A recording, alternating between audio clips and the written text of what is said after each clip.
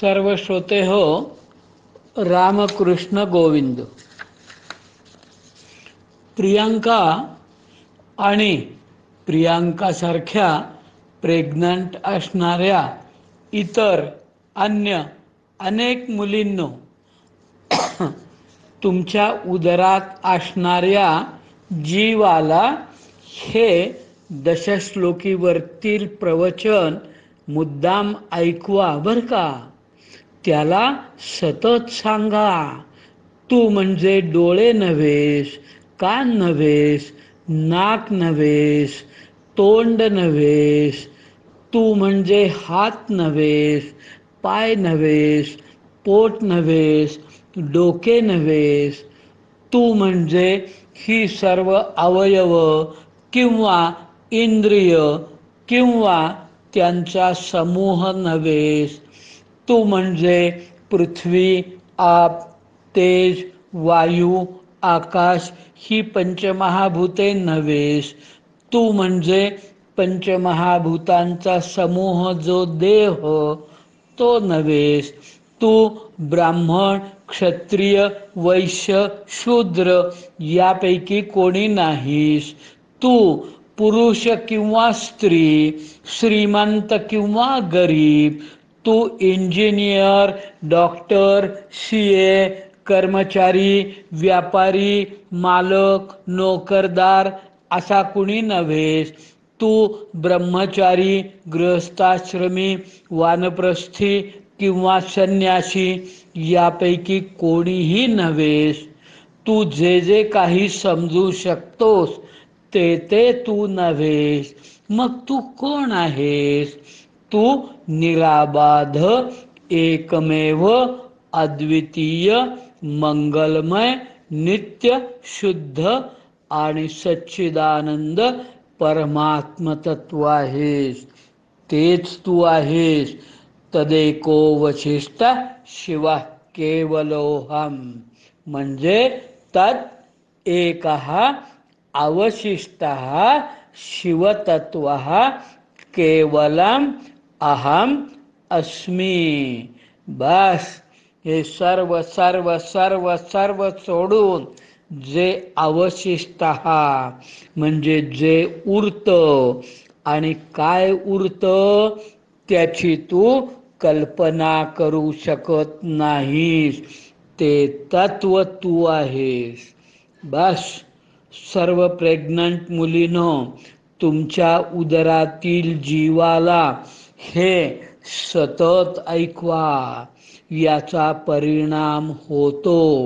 मुलींनो, केस पांढरे झालेल्या या म्हाताऱ्याचे एवढे बोल ऐकाच ऐका. तुमचा मुलगा किंवा मुलगी एक दिव्य व्यक्तिमत्व बनेल असे ठाम आश्वासन मी देतो. बघा, विचार करा, विचार करा.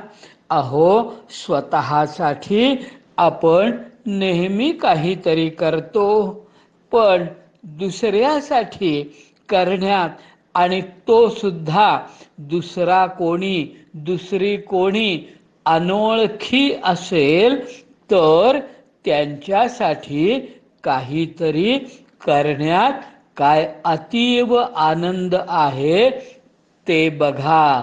आणि म्हणून म्हणून या प्रवचनाचा दिसेल त्याला प्रसार करा. हो, दिसेल त्याला प्रसार करा. तुम्ही पैसे देऊन, मदत करून, अन्न देऊन, मदत करून जे होणार नाही. तुम्ही मला सांगा, 2 पोळ्या आणि भाजी दिली तर एक वेळची भूक भागेल, पण रात्री काय? पण या विचाराने तुम्ही त्याला दिव्यत्व देता, स्वतःची ओळख करून देता. मग तो मोठा माणूस असो, लहान मनुष्य असो, मुलगा किंवा उदरातील जीव असो, तुम्ही म्हणून याचा भरपूर प्रसार करा, भरपूर प्रसार करा. या विचाराला विस्तारित करण्यासाठी दशश्लोकीच्या पहिल्या श्लोकावर आणखी काही आपण विवेचन पाहू. काल आपण काय पाहिले, तर आत्मा जर एकच आहे तर मग कोणीतरी एक ज्ञानी झाला, मुक्त झाला, तर सर्वच ज्ञानी मुक्त का होत नाहीत? कारण आत्मतत्व सर्वत्र परिपूर्णतेने भरून आहे. आत्मतत्व सर्वत्र परिपूर्णतेने भरून आहे. मग एक जीव ज्ञानी झाला, मुक्त झाला, तर सगळे मुक्त व्हायला पाहिजेत. यावर उत्तर असे की कल्पना करा, एक आरसे महाल आहे. लहान मोठे हजारो आरसे लावलेले आहेत. त्यात एक मोठा दिवा लावलेला आहे. दिवा एकच आहे, पण त्याची हजारो प्रतिबिंबे प्रकट झालेली आहेत. उपाधीमुळेच बिंबाला प्रतिबिंबता आली आहे. प्रतिबिंबांना तात्विक सत्यता नाही, तरी पण आरशाच्या असंख्यत्वामुळे प्रतिबिंबे असंख्य झाली. त्यातील एक आरसा तेवढा पडला, फुटला, तर एक प्रतिबिंब मावळले. त्याच्याबरोबर बाकीची का मावळत नाहीत प्रतिबिंबे? अहो, बाकीचे आरसे शिल्लक आहेत, म्हणून बाकीची प्रतिबिंबे दिसतात.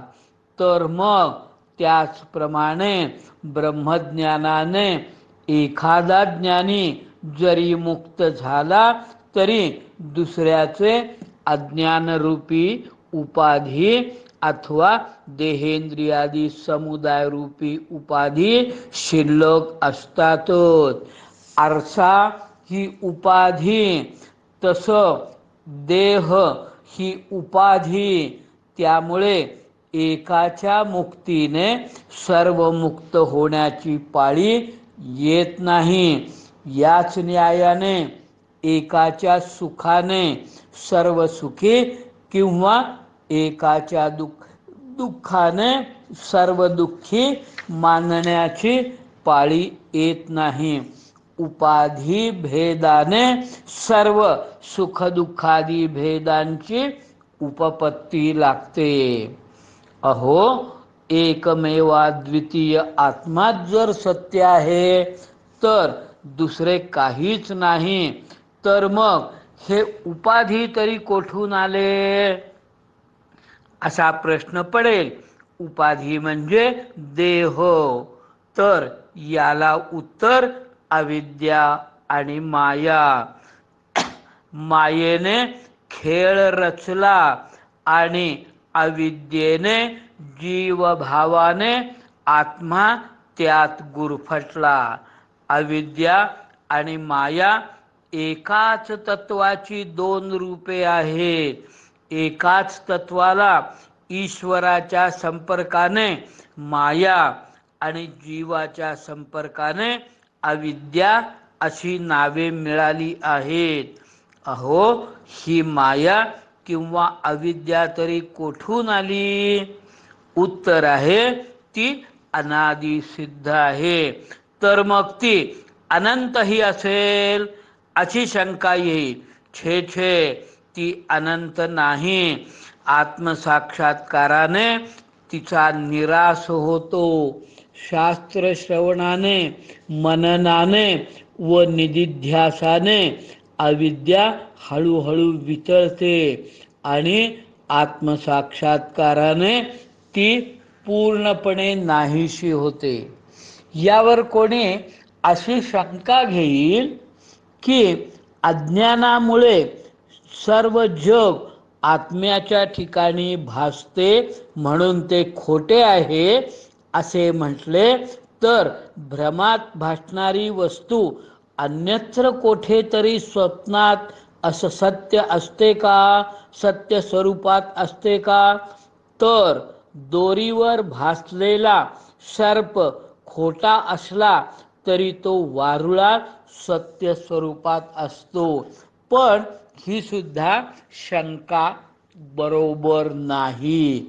आत्मा हा सर्वव्यापी असल्यामुळे आत्म्याला सोडून दुसरीकडे जगाची सत्य स्वरूपाने प्रतीती येणे शक्य नाही. भ्रमात भासणारे पदार्थ दुसरीकडे सत्य स्वरूपात असलेच पाहिजेत असाही नियम नाही. एखाद्या वेळेला एखाद्याला असे विचित्र स्वप्न पडते की स्वप्नात तो 3 तोंडाचा, 9 सोंडाचा, 12 दात असलेला, 8 पाय असलेला हत्ती तो स्वतःला बघतो असे सांगतो. स्वप्नात त्याला भासलेला हा हत्ती जगात कोठेतरी सत्य स्वरूपात असलेला त्याने पाहिलेला असतो का हो? नाही. त्याचप्रमाणे पूर्वी कधी न पाहिलेले व सत्य स्वरूपात नसलेले पदार्थ भ्रमामध्ये भासू शकतात. कोणी असे विचारील की भ्रमात भासणारे पदार्थ ज्या अधिष्ठानावर भासतात त्या अधिष्ठानामध्ये आणि त्या पदार्थामध्ये काहीतरी साधर्म्य किंवा साम्य असते. किती किती शंकांचं निरसन आचार्यांनी करावं. आचार्यांनी किती खोलवर विचार करावा बघा. पण आचार्य म्हणतात हाही आक्षेप बरोबर नाही. स्वप्नात भासणाऱ्या पदार्थांचे अधिष्ठानाशी कोणत्याही प्रकारचे साधर्म्य नसले तरी पण ते पदार्थ स्वप्नात भासतातच. याच न्यायाने नामरूपातीत असलेल्या आत्म्याचे व नामरूपात्मक विश्वप्रपंचाचे काही साधर्म्य नसले तरी आत्म्याचे ठिकाणी अविद्येने विश्वप्रपंचाचा भास होऊ शकतो. अहो, आत्मा तेवढा सत्य आणि त्या व्यतिरिक्त बाकी सर्व खोटे असे म्हटले तर शास्त्रेही खोटी, गुरुही खोटे, ईश्वरही खोटा असे म्हणावे लागेल. यावर उत्तर असे आहे की ईश्वर आणि गुरु हे आत्मस्वरूप असल्यामुळे सत्य आहेत. शास्त्रे ही श्रवण आणि मनन यांच्याद्वारा आत्मस्वरूपाला आत्मसाक्षात्काराला उपयोगी असल्यामुळे आत्मसाक्षात्कार होईपर्यंत व्यवहारदृष्ट्या सत्यच आहे. आत्मसाक्षात्कारानंतर मात्र त्यांचा बोध होत असल्यामुळे ती मिथ्या ठरतात.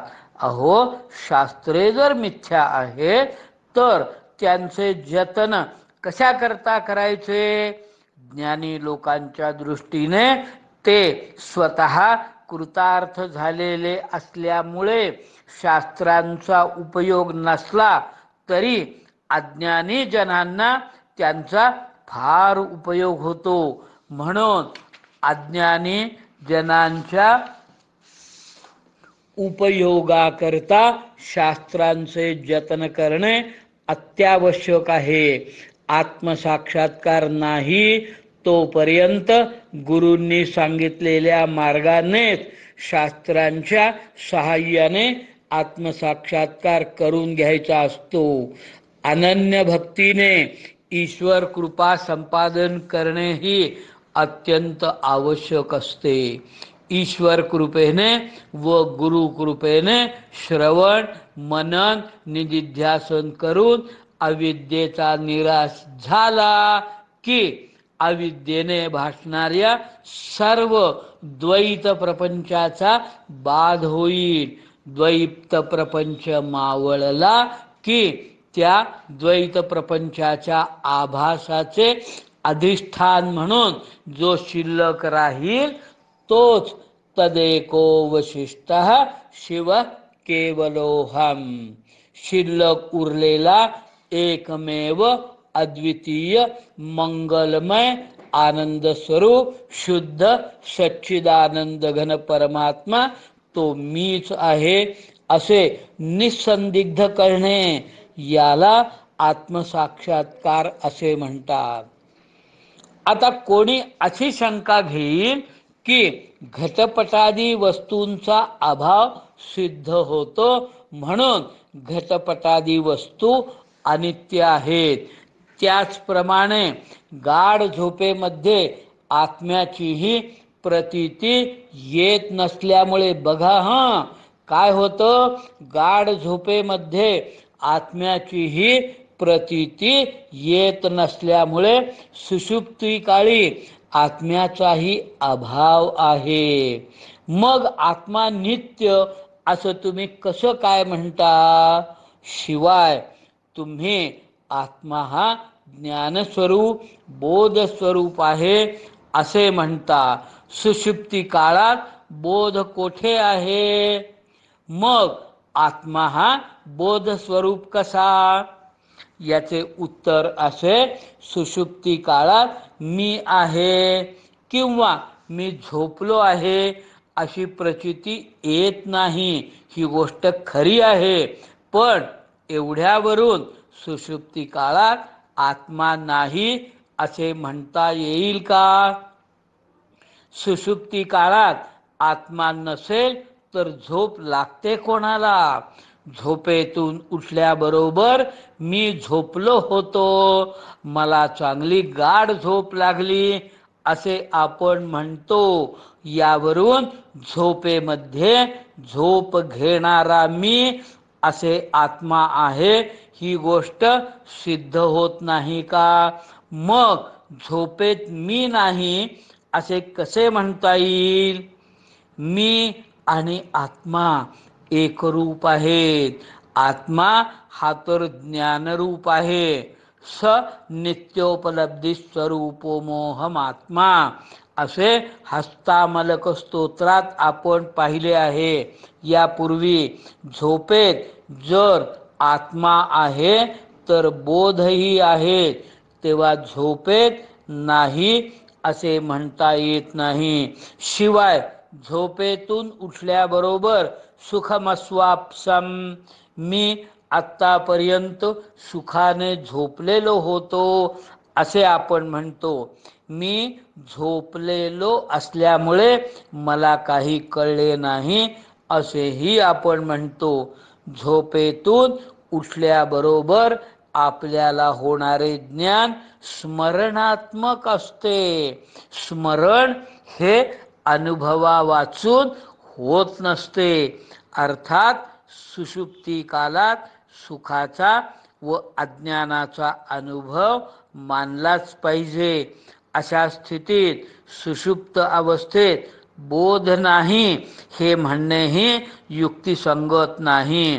सौषुप्त अवस्थेत बोध मानला की त्या बोधाचा साक्षी आत्मा हाही सिद्ध होतोच होतो. तो साक्षी आत्मा बोध स्वरूप असल्यामुळे वरील दुसरा प्रश्नही शिल्लक राहत नाही. अशा रीतीने सौषुप्त अवस्था ही आत्म्याची बाधक नसून उलट ती आत्म्याची साधक आहे. सौषुप्त काळात सुषुप्तीचा साक्षी म्हणून आत्मा हा असतोच असतो. याच अभिप्रायाने आचार्यांनी श्लोकाच्या 3ऱ्या शरणात सुषुप्त्येक सिद्धा असे अहमला विशेषण दिले आहे. यावर कोणी असे म्हणतील की सुषुप्तीचा साक्षी म्हणून सिद्ध होणारा आत्मा हा तर कूटस्थ निर्विकार शुद्ध सच्चिदानंद रूप आहे. मग मी दीन, मी दुःखी, मी दरिद्री, मी रोगी अशी आपल्याला प्रतीती का येते? याला कारण केवळ अज्ञान, अविद्या. या अविद्येने आत्मा हा नित्य सच्चिदानंद स्वरूप असूनही त्याला दीन, दरिद्री, दुःखी, कष्टी, रोगी असे बनवून दुःखमय संसाराच्या खड्ड्यात टाकले आहे. अहो सर्वं खल्विदं ब्रह्म असे तुम्ही म्हणता, मग ही अविद्या तरी ब्रह्मस्वरूप नाही का? ती जर ब्रह्मस्वरूप आहे तर दुःखकारक कशी? यावर आचार्य उत्तर देतात. चांगला प्रश्न केला. तत्वतः अविद्या देखील ब्रह्मस्वरूपच आहे, पण अविद्या रूपाने ती जेव्हा पृथक अभिव्यक्त होते तेव्हाच ती दुःख देते. विवेकाने ती वितळली, ब्रह्मरूप झाली म्हणजे तिचे दुःख देण्याचे कार्यही संपले. अहो एवढी मोठी अनर्थकारी अविद्या आली कोठून? बाबा रे, काही सांगता येत नाही. म्हणूनच आम्ही तिला अनादी म्हणतो. ती कोठून आली याचा विचार करीत बसण्यापेक्षा तिचा निराश कसा होईल याचाच विचार करणे श्रेयस्कर होय. बसण्यापेक्षा तिचा निराश कसा होईल याचाच विचार करावा. घराला आग लागल्यानंतर ती कोठून लागली? शॉर्ट सर्किट आहे का कोणी लावली? कशी लागली याचा विचार करण्यात काळ घालवण्यापेक्षा चटकन पाण्याचा किंवा अग्नी शमवण्याचा प्रयत्न करणे हेच शहाणपणाचे लक्षण होय.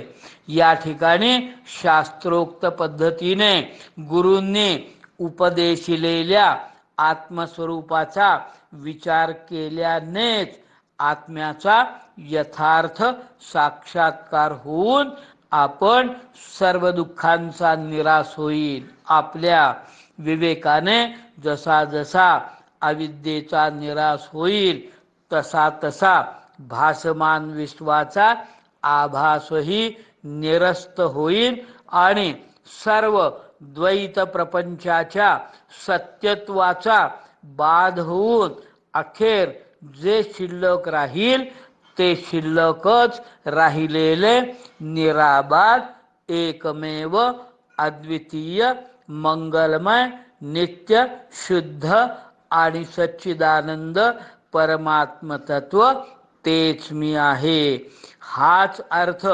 तदेको वशिष्टः शिव केवलोहम या पहिल्या श्लोकाचा अर्थ, पहिल्या श्लोकाच्या शेवटच्या चरणाचा अर्थ आपण दशश्लोकी मधील पहिल्या श्लोकावर विस्तृत विवेचन केलं, सर्व काही समजून घेतलं, पण हा अर्थ हृदयाशी भिडल्याशिवाय समजलं असं म्हणता येत नाही. परत परत प्रवचन ऐका. अवघड आहे, पण अवघड आहे म्हणून BA MA मुलांनी मात्र करावं, पण मला माझा त्याचा काही संबंध नाही असा विचार करू नका. शांतपणे प्रवचन ऐका, नीट समजून घ्या, त्याचा प्रचार करा. या पुढील प्रवचनात दशश्लोकीच्या दुसऱ्या, तिसऱ्या, चौथ्या इत्यादी श्लोकांवर आपण विवेचन पाहू. ठीक आहे. या प्रवचनाच्या सोबत आज मी तुम्हाला या दशश्लोकीचं स्क्रिप्ट म्हणजे लेखी स्वरूपात आणि परत एकदा तुम्हाला दशश्लोकी म्हणून दाखवणार आहे. हे दशश्लोकी स्तोत्र तुम्हाला पाठ आलं पाहिजे अशी मी अपेक्षा करत नाही, पण कधीतरी भविष्य काळात जर तुमच्या हातात दशश्लोकी स्तोत्र पडलं तर अस्खलितपणे स्पष्टपणे तुम्हाला निदान म्हणता तरी यावं आणि म्हणता म्हणता थोडा तरी त्याचा अर्थबोध व्हावा, हा त्यामागचा उद्देश. ठीक आहे, आज आपण इथे अल्पविराम घेऊ. पुढील प्रवचन पुढील श्लोकावरती पुढच्या वेळेला. रामकृष्ण गोविंद.